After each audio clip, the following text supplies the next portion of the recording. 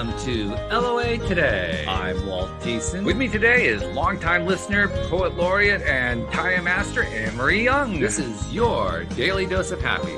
We are so happy you decided to join us today. And of course, our friend Louis is off in the Austrian Alps with his family for the Christmas holiday. It's a rough place to go, I tell you. But somebody's got to do it, right, Anne-Marie? Yeah, it's a really hard life, you know? But, somebody's got to do it. Somebody's got to take care of all that beautiful snow and do the skiing and all that kind of stuff, the hot topic. Plus, there's probably a naturist thing there somewhere. He took one for the team, didn't he? He did that for us. He really did. Yeah. He left the reign of the UK, that. Oh, such a guy, I tell you. So anyway, how are your plans with your family for the upcoming Christmas holidays? I finished work today, so I'm there in Christmas mode. Just a bit more wrapping to do, get the kids out the way, and we're good. Very excited. All the fun starts now. You got kids now who are at their age to start appreciating what happens at Christmas, right? It's magic. It's magical. Yeah, they proper understand what's going on. Yeah, they understand our traditions now, and we make new ones, and we just have fun. And it's a very precious time. I'm soaking it all in. That's great. That's fabulous. Absolutely great.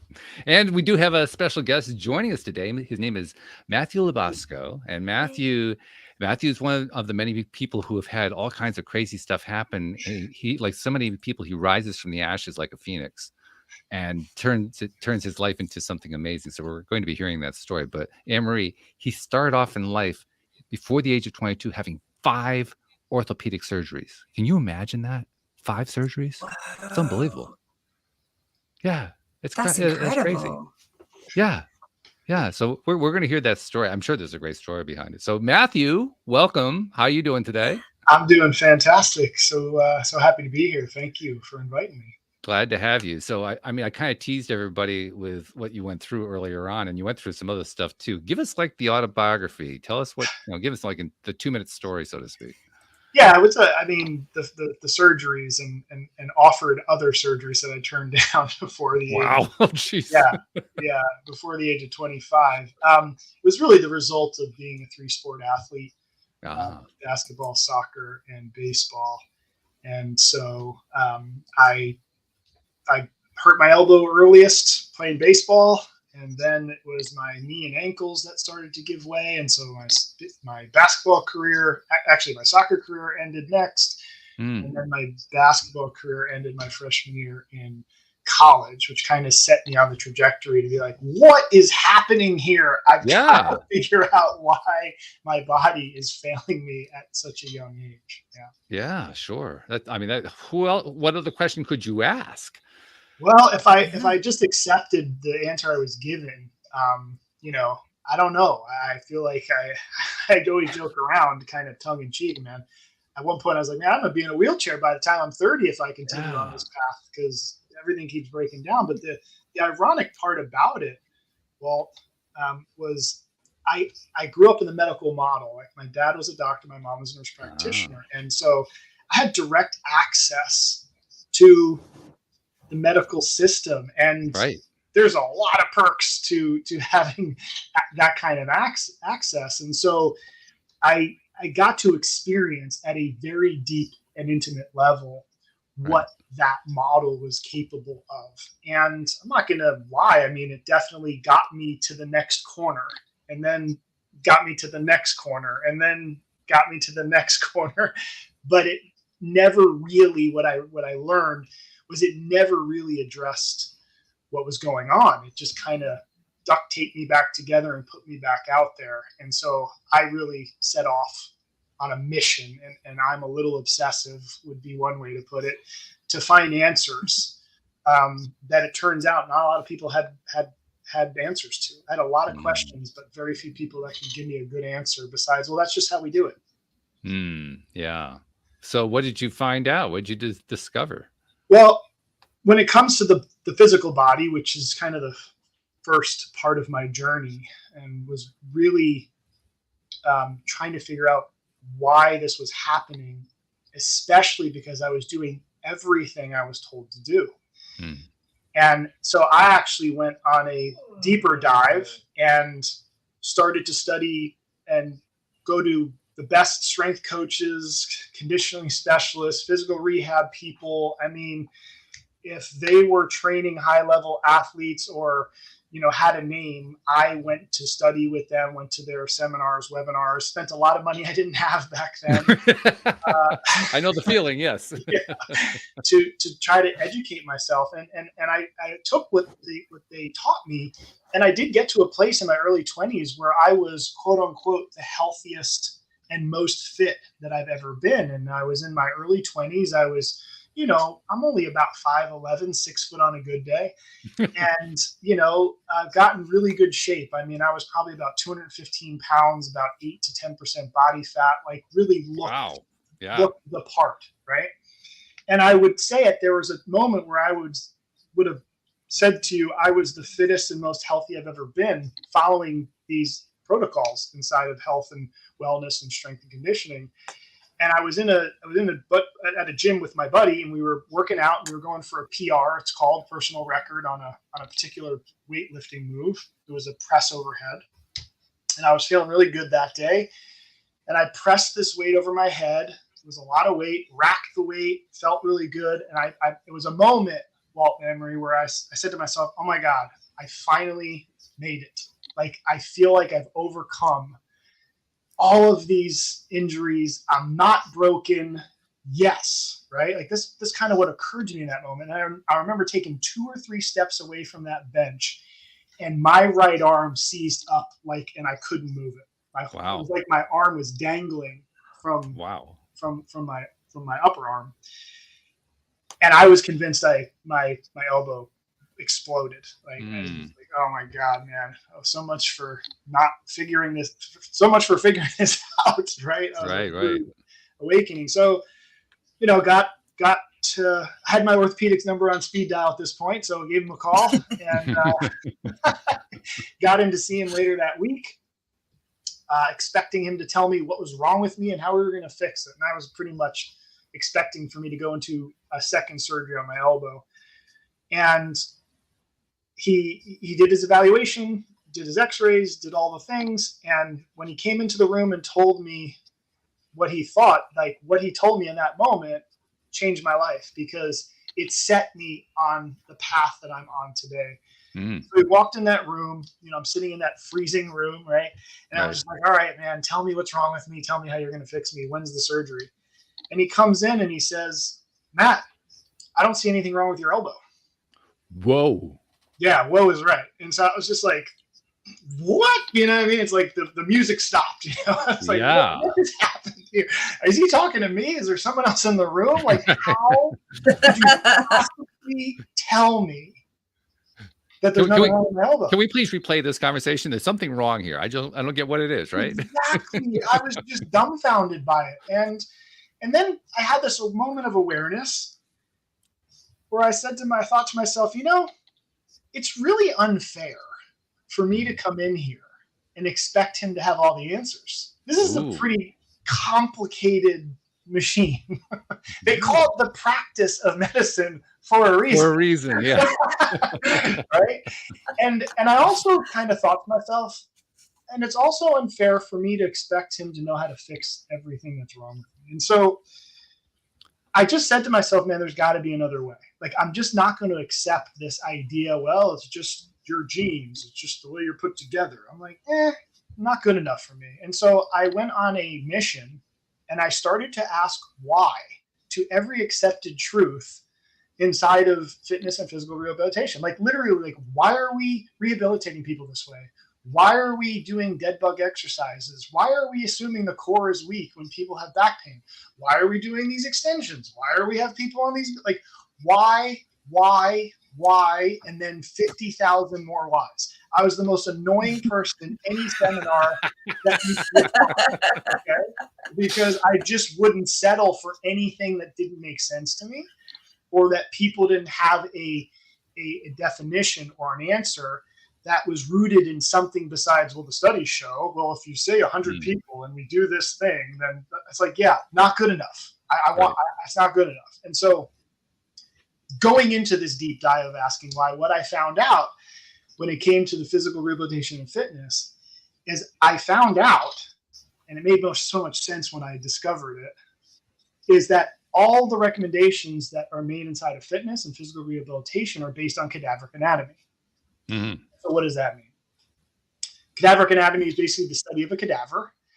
And then we kind of study the muscles on a dead person. And then we say we know how it works on a live person, right? Yeah. Mm-hmm. Yep, that's pretty much it. Yeah. So like, oh, this muscle, the biceps, originates up here in the shoulder region and comes down across the elbow joint. And when we shorten the muscle, oh, look, it flexes the elbow. So the bicep flexes the elbow. Did the same thing with the hamstrings and the rectus abdominis, which is the six-pack muscle. Like we shorten it. It's like, oh, the rectus abdominis flexes the trunk. And so we'll create this exercise called a crunch to get you strong. And all these different exercises that were created on cadaveric anatomy that actually have zero correlation to how the muscles actually work in real life.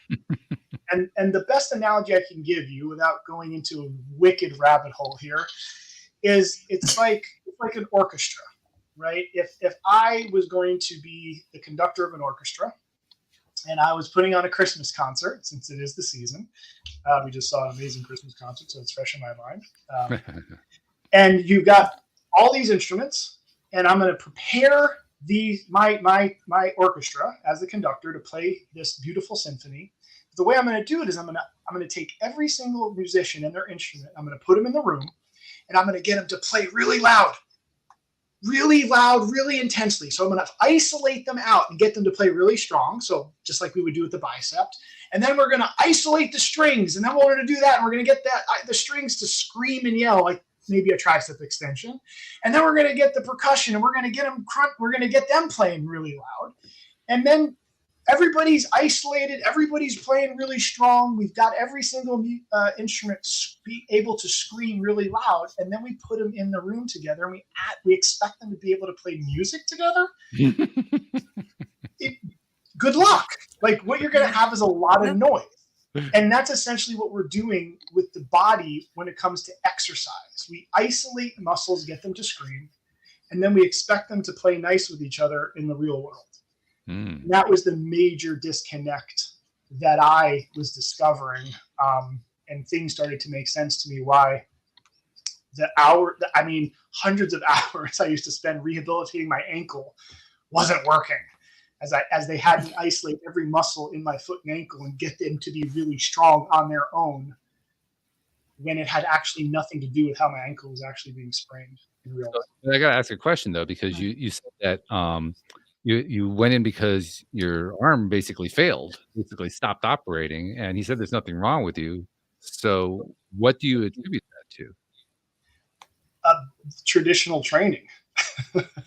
In what sense? Explain that.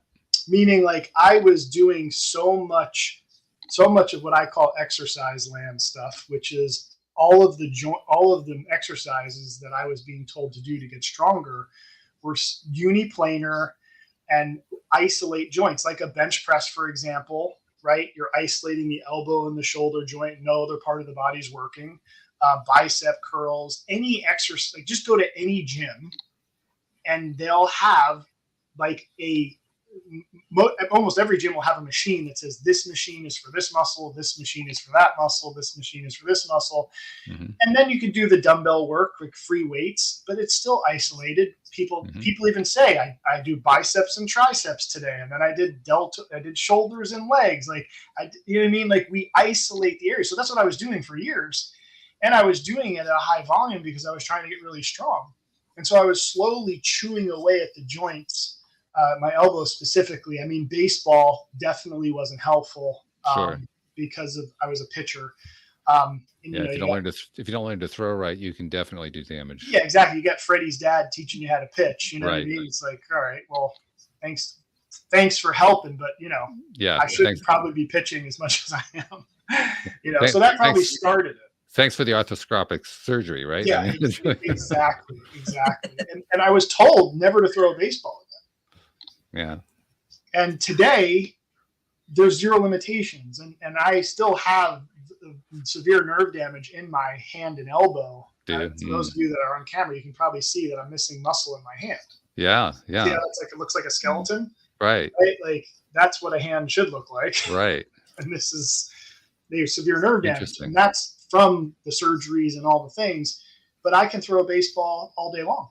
Mm-hmm. Now, because I understand how the system's supposed to throw a ball. Right. And I understand how to strengthen my body to be able to throw a ball.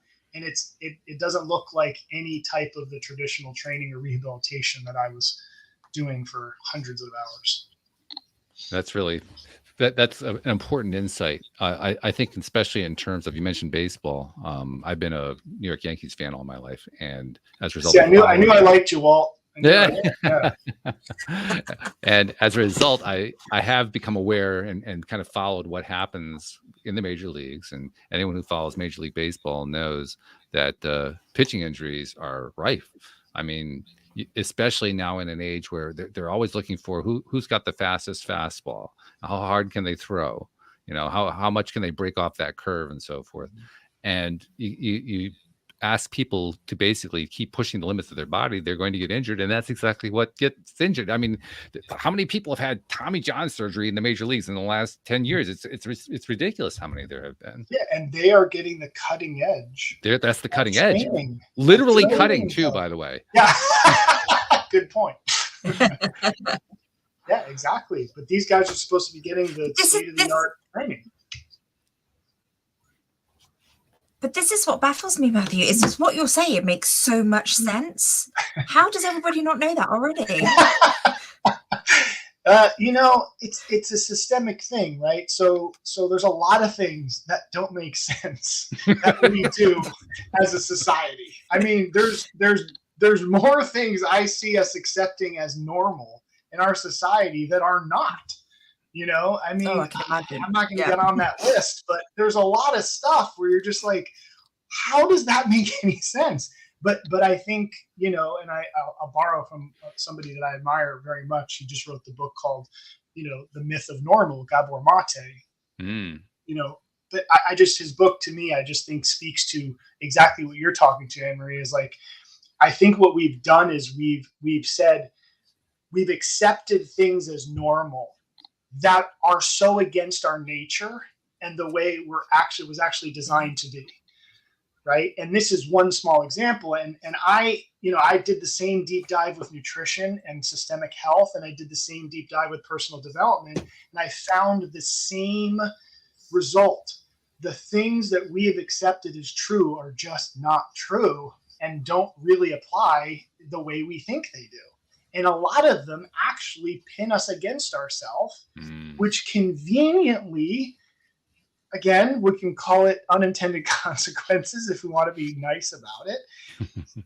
It conveniently makes certain businesses a lot of money because we become dependent on these systems that will never get you to vitality, which is why my whole thing is forget trying to be healthy, because the health model doesn't work. It's time to create a new model, a new paradigm that creates vitality. Because health, if you look at health, it's literally defined as the absence of disease or illness. Like, please tell me there's more than not being sick. Like, is that the top of the mountaintop? Like, that's where you can take me, is I'm not sick and I don't have a disease? Like, please, tell me there's something else that we can do to actually create a life of vibrancy and exuberance and meaning. And I want to be on that train. And so that's the obsession I've been on for 20 years. And it's been a wild ride, but I feel like I've extracted some principles that we can at least start with exploring. I'm certain we don't have all the answers, but anytime something doesn't make sense to me, I try to get to, what is this based on? Like, why are salads healthy? Why on every freaking health magazine is there a salad? Like, these are the questions I ask. Like, what does a salad do for you? Why are we doing this? Why is no calorie, no fat, no salt, no sugar? Why is this good? Please, someone explain this to me. right? Well, So the salad part makes some sense to me. The no fat, no carb, that part makes no sense to me. Well, I don't understand that one at all. Enlighten me on why salad is good. Oh, because it has vitamins. And they're what vitamins does it have? Well, it depends what salad. Get in other things. Oh, you can get them in other things too, but it is a way to get vitamins and some minerals too. So, I mean, it definitely has its place. Does that mean I want to have my entire meal be a salad? No, not at all. But when you really look at what vitamin salad provides you, there's not a lot. Depends what vegetables you put in your salad. Well, vegetables is not salad. I'm talking about salad. Oh, you mean like lettuce? Yeah. Oh, okay. Yeah, I agree. Lettuce doesn't have a whole lot, but lettuce is just kind of like the foundation that you build a salad on, as far as I'm concerned. But here's, and this is my whole point, Walt, is why salads became a health food is because it was low calorie. Oh yeah, but think about that for a second. But even that's kind of crazy. But think about that for a second. It's like, well, what's a calorie? like if I opened up a gas station and started selling water, and I said, hey, but I can fill up your tank. You won't be hungry. You won't see that your tank's empty. You'll be full. I don't think I would be a very popular gas station, because the purpose isn't to fill up so I'm not hungry. The purpose is to nourish the system with the proper resources. Right. And calories is one of those things. Anyway, I know nutrition's always a rabbit hole, but no, that's fine. Hey, we live in rabbit holes around here. We go out of our way to be rabbits and to dig the rabbit holes. So this is not out of the norm. You're okay. Okay, cool. I just want to make sure, Are you kidding? This is a warn. I mean, I have a warning in my book before I talk about nutrition. I'm like, proceed with caution. Yeah. Because when we talk about food, we're not even talking about food anymore, and rightfully so. Like, we're talking about the impact it has on the planet. We're talking about, our carbon imprint. We're talking about factory farming. We're talking about cruelty to animals, which are all extremely important topics to talk about. But we're not even talking anymore about what foods optimize cellular energy production, recovery, regeneration, and growth. Like, that conversation is not even part of this anymore. And the other part of the conversation we're having is, what do I need to use to lose weight? What do I need to eat to lower my cholesterol, make my blood work better?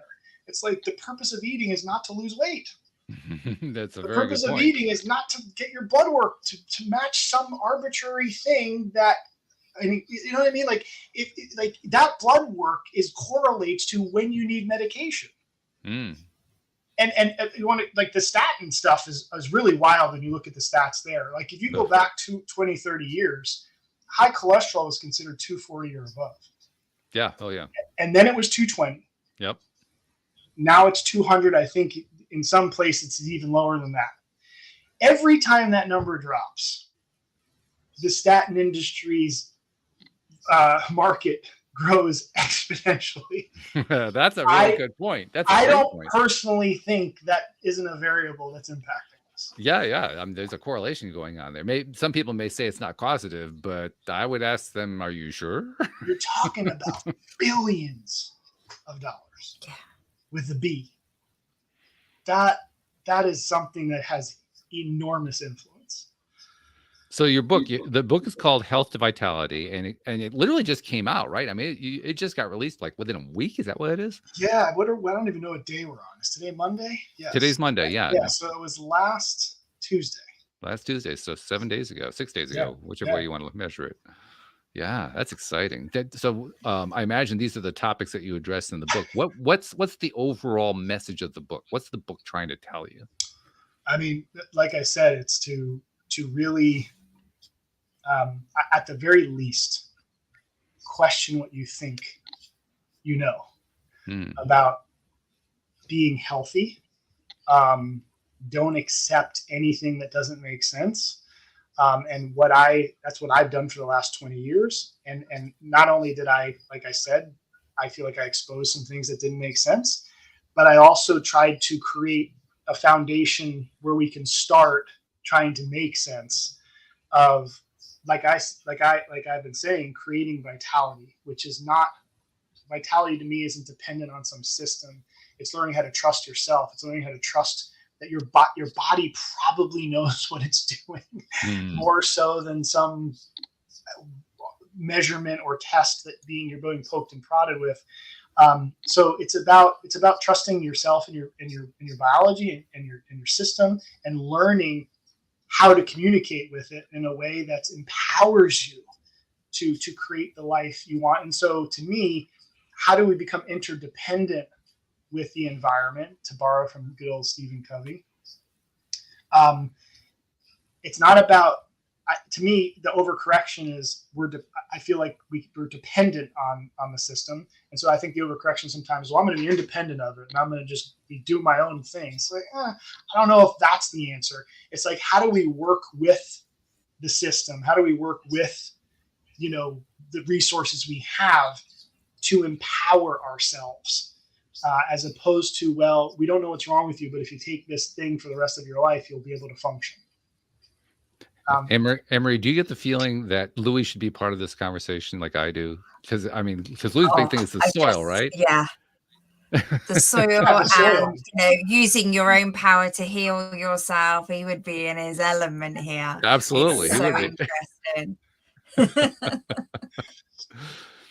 No, this is good stuff. Now, I love the choice of words that you use. Vitality. If health isn't a good enough word, what is the good enough word? It's vitality. What inspired you to choose that word?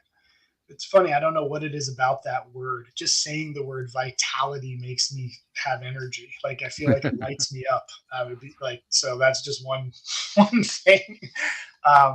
The vitality, again, it's to me, it's about, I've always wanted to extract every drop out of life that life has to offer. Like, just experience whatever life can provide me. It's about thriving. It's not about surviving. So to me, health is about surviving.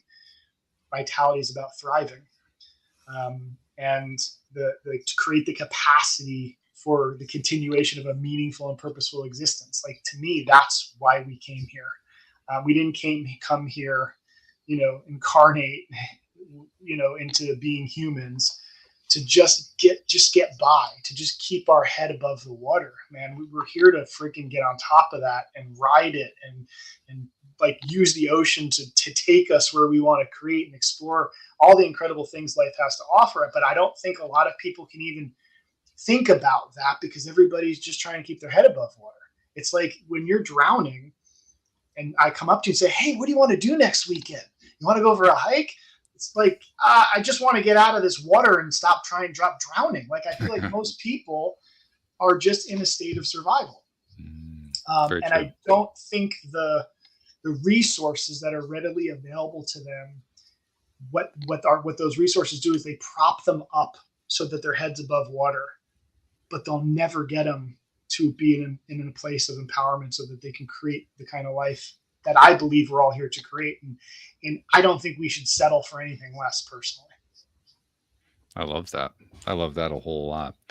Now, your book, as you've been laying it out, is all about asking questions, trying to ask the right questions, trying to figure out what the right questions are. I kind of imagine, though, you wouldn't write a book like that if you don't feel like, at least for yourself, you found some answers along the way. What have you found?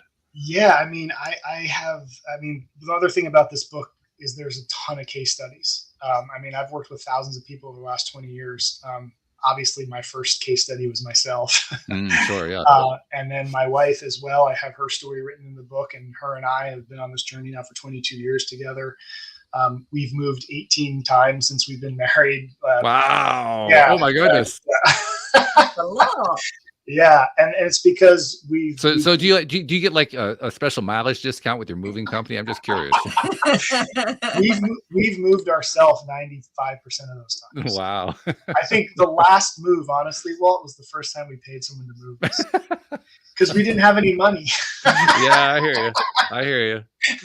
We had youth, so we could muscle through it. Yep. Yeah. But talk about a little bit about the answers that you found, because I think the answers are going to be where it's a really interesting thing.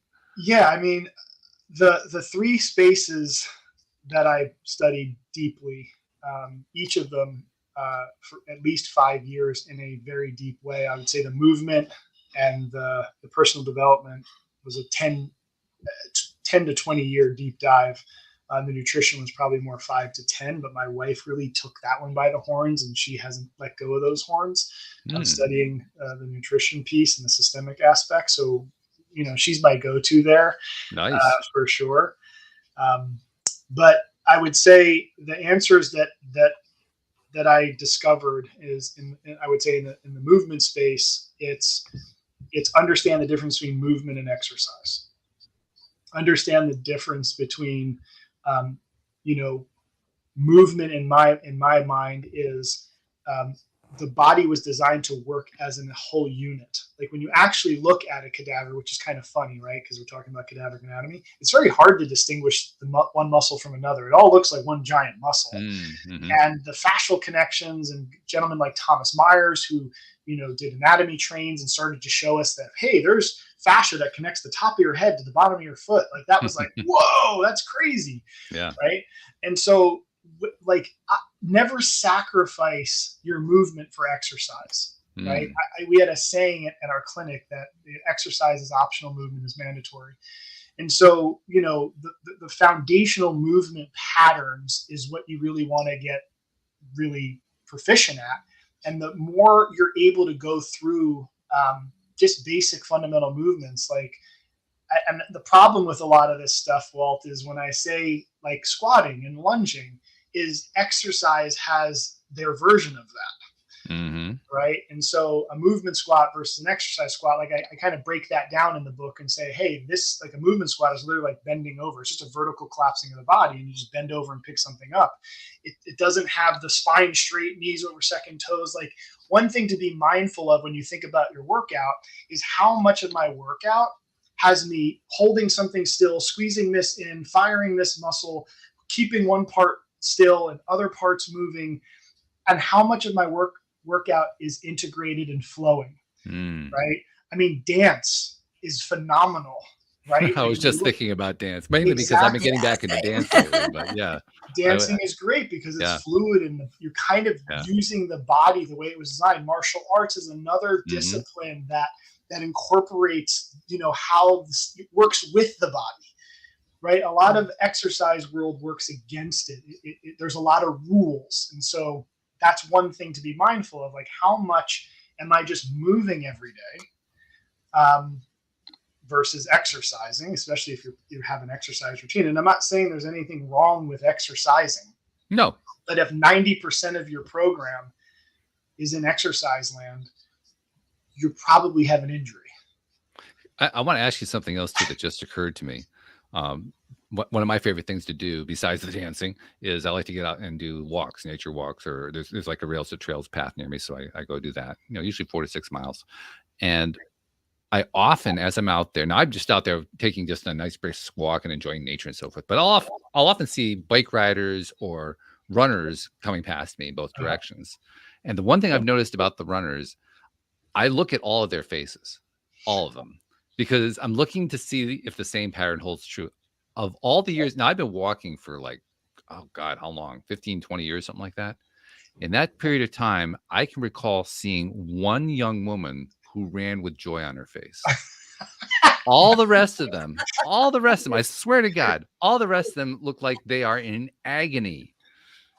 And I'm wondering, what the heck? Yeah. Good observation, Mark. Yeah, I mean, I think there's a lot of truth to what you're saying, Walt. And I think the reason why that's the case is I think people use running as a way to relieve stress.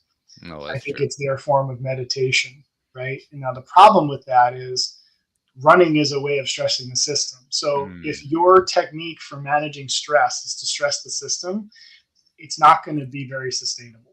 Like, that road's coming to an end. And so some people can fool themselves because some people have an extraordinary tolerance for stress, extraordinary tolerance for it. And so the idea of, well, I've been getting away with it, so it's fine. It's like, yeah, if us three and my 8-year-old daughter all ran full speed into a wall, who's bouncing off the wall? She is, right? So should I say, hey, Emma, do 3 sets of 15 of that because clearly you're fine with it, Like that wouldn't make much sense. Just because you can tolerate the stress doesn't mean you should do it. So there's a whole nother thing there. But as far as like walking and running, like those are phenomenal things to do because they're normal. They're normal foundational movement patterns. The thing about cycling, since you mentioned cyclists, I used to work with a ton of cyclists out in LA at my clinic. The problem with cycling is it's an exercise that puts you in the very position that you're already in too much already. Very good point. I love that. You're sitting, right? So you're literally in the very position that you're in already too much. You're hip flexed. You never get into hip extension. Your spine is flexed. Like, well, there's also another problem with it because not only are you in a sitting position, but it's an uncomfortable one. Some of my cyclists were only comfortable in that position. But yeah, and I talk about this in the book is there's these 3 regions of your body that you really want to make sure you have access to. And it's the foot and ankle, the hip, and the upper back, because they're the parts of the body where we get the most amount of rotation from. And the system is designed to rotate and so on and so forth. Every muscle in the body biases rotation. And so when you sit down, you eliminate the foot and ankle, you eliminate the hips, and you eliminate the thoracic spine. This is why everybody's got back pain, knee problems, neck pain, because we are taking our 500 horsepower engines and we're basically shutting them off because we sit all day. Yeah, that makes sense. It makes total sense. The other reason I brought up the story about the one person I saw, and literally I can only think of one. It was a young woman. She was in her 30s, and she was running like remember the movie from the early 1980s, Chariots of Fire. She was running like the guy in Chariots of Fire. Like, oh yes, I can hardly wait to keep going with this. This is so much fun. That was the look on her face. Everybody else is like, oh God, I got another mile to go. I mean, that's the look that's on the face. And I mentioned that because not only is it an indication of what you're talking about, they're stressing themselves out, but I look at it from a mindset and kind of a law of attraction viewpoint. Like, what are they bringing into their lives? What kind of life are they inviting in by focusing on all this attention and this intense attention on stuff that they really don't like very much, as opposed to the young woman who was just loving it and just thriving on it and just living for it. And the question that keeps pounding in my brain is, what's it take to move the body in a way that we love? Find something you enjoy doing. Don't do stuff out of obligation. I think that the should word is something that's used a lot with exercise. Well, I should it's used with a lot of things. Right. We should all over the place. Yeah, we should all over ourselves, right? And so it's a great point, Walt. I mean, I think if we're dragging ourselves to check off a box as opposed to doing something we enjoy, like being in nature, like going dancing. I mean, these things, or if you like to play a sport, well, great, go play it and you enjoy it. That is such a huge point that you're making there, Walt. So I'm glad you put a spotlight on that, because obviously the why behind you're doing something is going to have the greatest impact on the results you're going to create there. Anne-Marie, as you've been sitting and laughing at what's going on here, what do you think about what he's talking about here? I'm curious which parts are resonating the most with you. I mean, what's coming through? I'm loving this. It's so much fun to listen to. It really is, and I just love hearing the different perspectives. But I'm really, you touched on it all, but I'm really intrigued by the mindset thing, because how important the mindset is. But also, when you had your injury with your arm, you were like, yes, I've done it. I'm literally at the peak of my position. And then suddenly you failed, your arm just went. And I'm just wondering about how you found your people's mindsets affecting their health. Oh, I mean, I would say that there's no bigger. So I think of 3 variables: the physical, the systemic, and the mental, the mindset. I always say that there's only one of those 3 that can trump the other 2. I've seen people with incredibly, there's one gentleman I write about in the book. His name is Jimmy D, and I refer to him as Jimmy D in the book. And I learned so much from him. He's no longer with us, but he was, when I worked with him, he was probably 80 in his 80s. And I remember I got his health history forms. They were sent to me, and I looked at it, and I'm like, oh my God, like this guy might be in a wheelchair. Like, I mean, when I looked at all the orthopedic issues he had, and he had printed out two pages of medication he was on. So systemically, and yeah, I mean, it was something. Whoa. And so I'm like, wow, this guy is going to be a wreck. Okay. And he came into my clinic when I first met him, and I was shocked. Number one, that he was not in a wheelchair and he was walking in, but he bounced in. He bounced in. He bounced in. I mean, he was the happiest, most grateful, joyful human being, that one of the most I've ever met. Wow. And I was just like, wow, man. And I got to know him, and we spent a lot of time together, but he had already got it figured out, man. He was there to teach me something. Nice. Because yeah, I mean, you can find something biomechanically wrong with everybody, and on him it wasn't too difficult. But what I realized with him, and he was in the war, and I mean, he's been through a lot, and he had a moment in his life where he was in the Korean War, and his plane got shot down, and they were in a dead spin. And he said, Matt, I was ready to beat my creator, right? Mm-hmm. I was ready. I mean, he goes, I was even talking to Jesus, and I've never talked to Jesus before in my life. I'm not even that.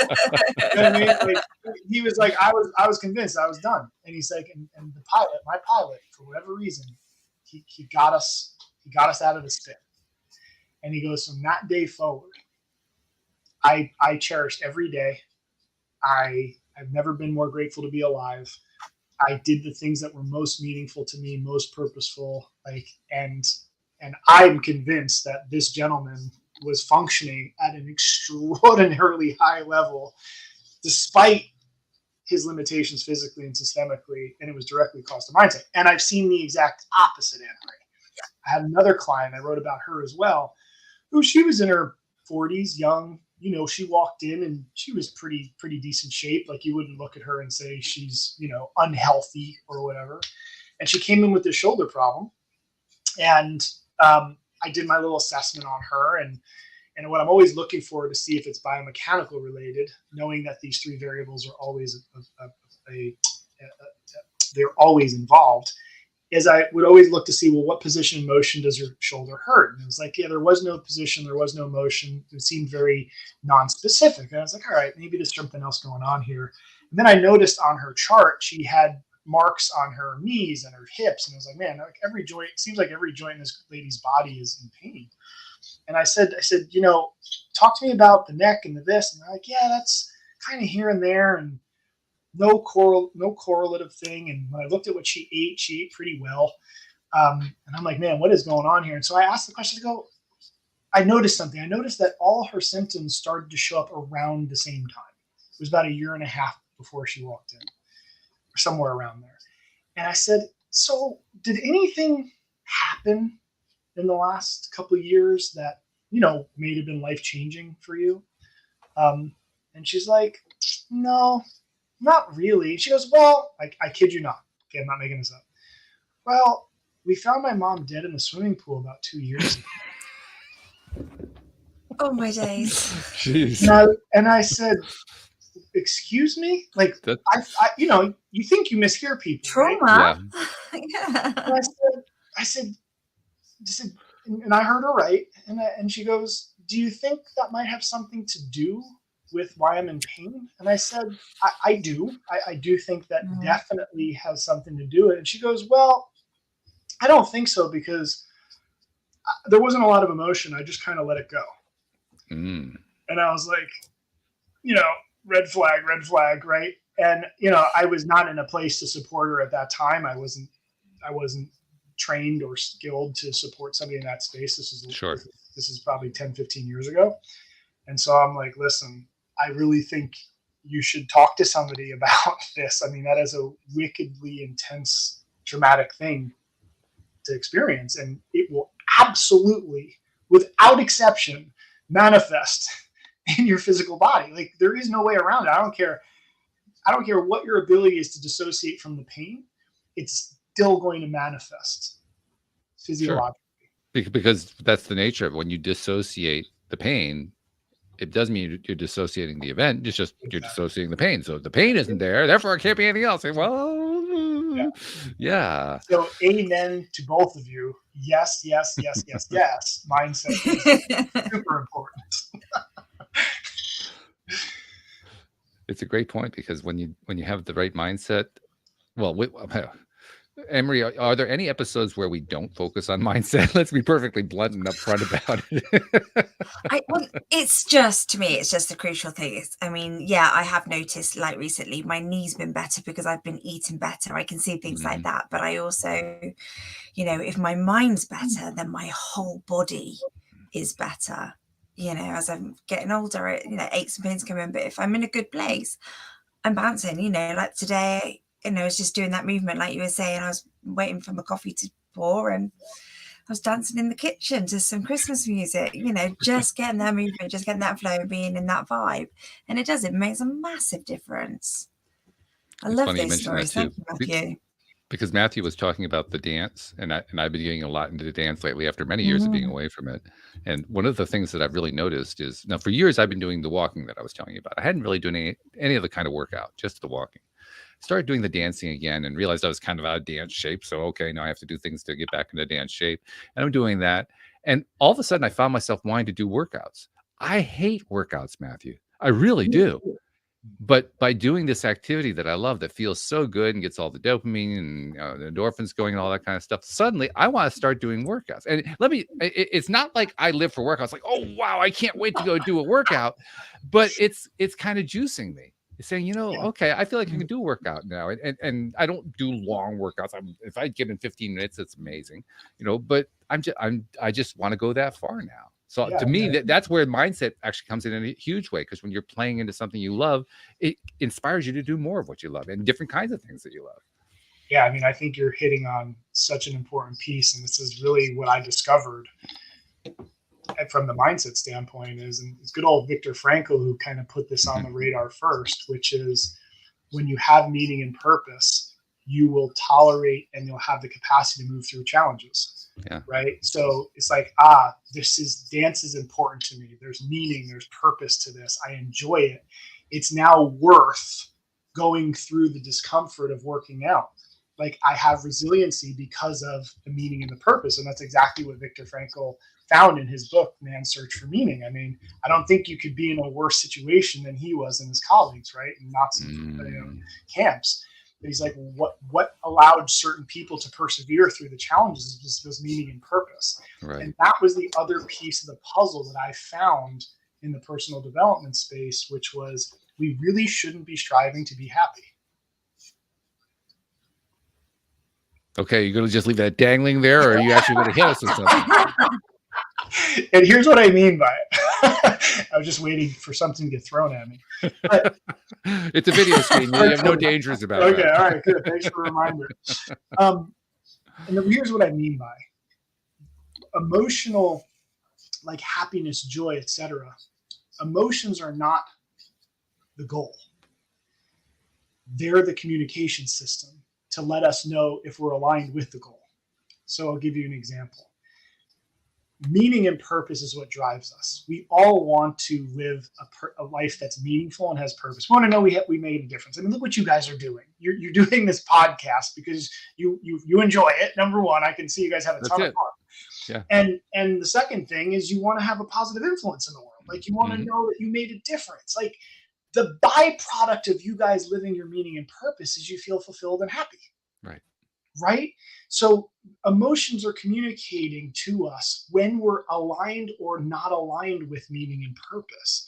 I have found when people make peace or happiness the goal, we're misusing the system. It'd be like going into your car and your navigation system. What do you have to do in order to use a navigation system in your cars? You have to put in the destination. Mm-hmm. And depending on where you make the right or the left, the navigation system basically tells you, hey, stop, you made the wrong turn, or you're doing great. That's our emotions. You wouldn't go into the navigation system and say, oh, please just tell me I'm doing it good today. Like, I'm not even going to put in a destination. I just want you to be nice to me.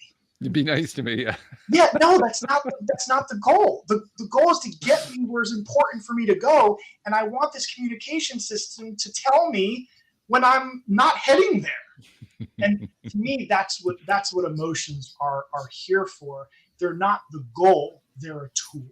And so that's what I mean by it's not about focusing on being peaceful or joyful, because here's the downside to that. And this is what I experienced working with a personal development organization intensely for many years, where the goal is joy and happiness and peace and joy and happiness. If that's the goal, is to embody this all day long, then what do we have to not feel? Something's wrong if we're sad, something's wrong if we're frustrated, something's wrong, something's off. And so we'll do things, and there's some techniques out there to say, well, just breathe and then let it go.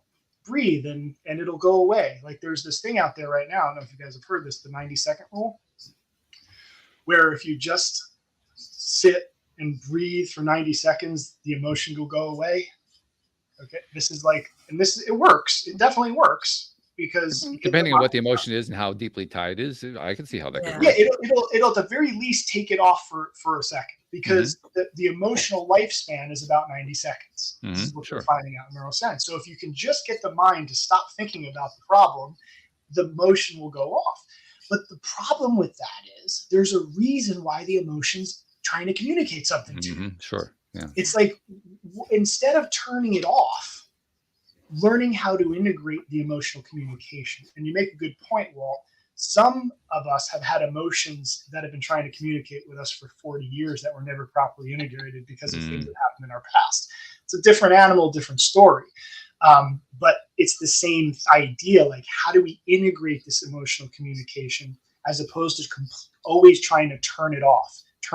I think of it again, the car analogy. If I'm driving down the street and I have a yellow flashing light telling me something's wrong with my car, and someone tells you, oh, I got this great hack. If you hold this button down, the lights on your dashboard will go off and you don't have to deal with it. Yeah, that's probably not a good idea, because eventually the thing that the car was trying to tell you, you're going to run it. It's going to happen sooner or later.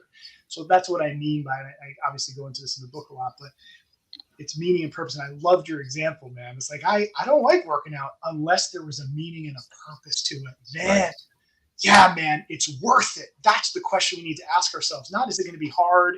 Is it going to be easy? Is it going to be worth it? Because if it's worth it, you'll have the resiliency and the perseverance to overcome any challenge.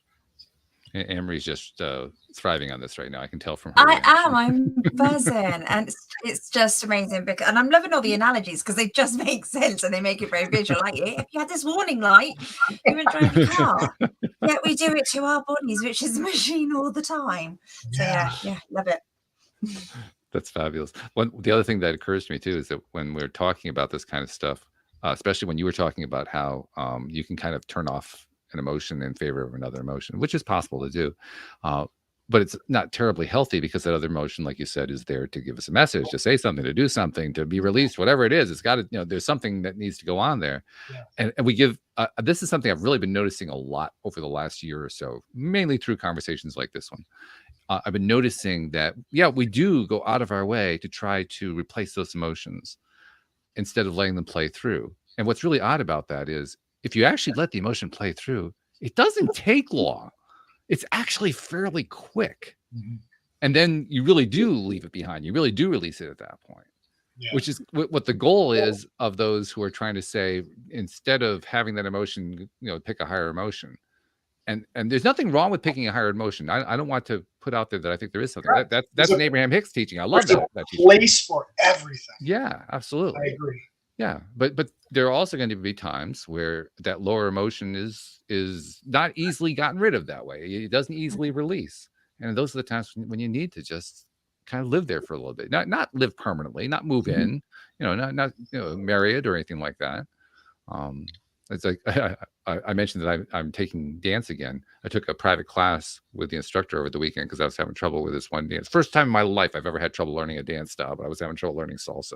So anyway, I'm taking this private lesson with her, And I get to a point in the private lesson where I reach that block, that I'm having trouble getting through.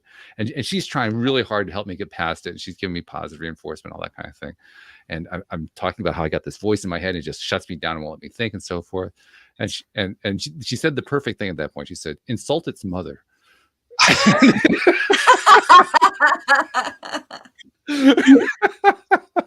And of course, it made me laugh. It made me release. It made all the endorphins kick in and so forth, because now all of a sudden it was not this horrible thing that was hanging on to me. I was just able to let it go at that point. That's hilarious. Laughter is one of the best, shakers of those things, isn't it? It really is. I totally agree. Totally. Here's an interesting thing about frustration, right? We all know frustration. Do you know what they're finding frustration does for the brain? It's one of the things it does for the brain is it actually creates a greater neuroplasticity. Oh, interesting. So when we're frustrated, it's actually our greatest opportunity to learn something. Damn, I must have the best neuroplasticity in the world. If we don't shut it off and we integrate it. Because as soon as we turn off the frustration, we lose the learning opportunity. That's what I mean by learning that these emotions are here to support us. They're actually here on our behalf. We don't need to shut them off. We don't need to let them go. We need to learn about them and learn how to integrate their incredible value. And I just thought the frustration was such a perfect one, because it's literally something that I just read very recently about how it literally is the emotion that triggers neuroplasticity and puts us in a position to learn, which makes perfect sense. When are we frustrated? When the strategy or the thing we're doing isn't working, which basically the communication is, hey, we don't know something. We need to pay attention. We need new information, because whatever we think we're supposed to be doing isn't working. The strategy's not working. So pay attention, keep your mind open, and let's learn something. Growth mindset. Thank Carol Dweck. I mean, she really changed the trajectory of this whole thing with her incredible work. But that's what a growth mindset is. Yeah, that's right? True. That there's not a destination that we're trying to land at. Yeah. It's this continual evolution of growth and expansion. I love that word, evolution. That really says it beautifully, because that basically takes away this whole need, right, Emery? I mean, it takes away this need that there has to be an end point. Yes, exactly. Yeah. We know the universe is infinitely expanding. Yeah. Exactly. And we're part of that universe. So we're not going to be like, I'm stopping at this destination. Universe, you just keep expanding. Yeah, it doesn't work that way. Right? Like, we are part of this thing. So we either embrace it, stop swimming upstream, work with it, right?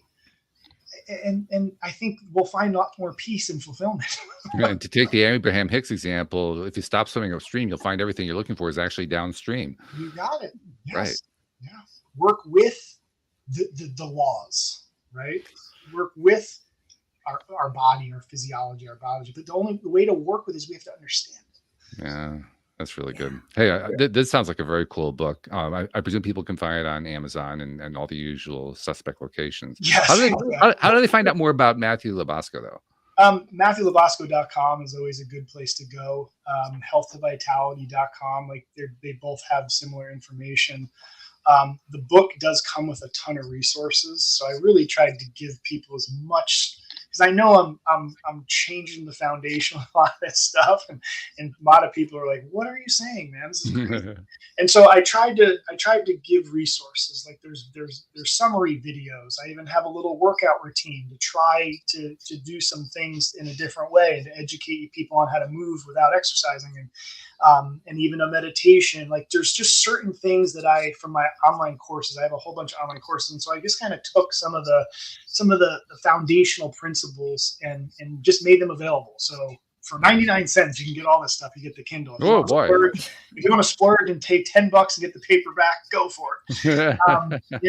But yeah, I really tried to give as much as I could away, because I understand I'm giving people a lot of information. I just had somebody who just read their book and say, "Matt, this is not a book you just read, man. This is like a reference." This is what they said. I was like, yeah, a little bit. Definitely something you can use. It's a book you can use.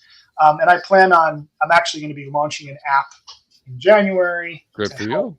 Yeah, to help help people. Like I like to create a community of people to support each other with this, and some different options for really learning how to implement a lot of this stuff that I know I'm spewing out here in a very practical way for people.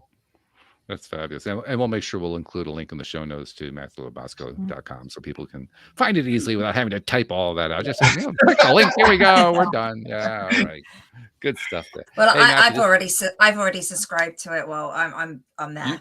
Anne-Marie doesn't waste any time. Let me tell you. Wow, I like your style, Anne-Marie. Yeah. She doesn't waste any time. How I am. So good stuff.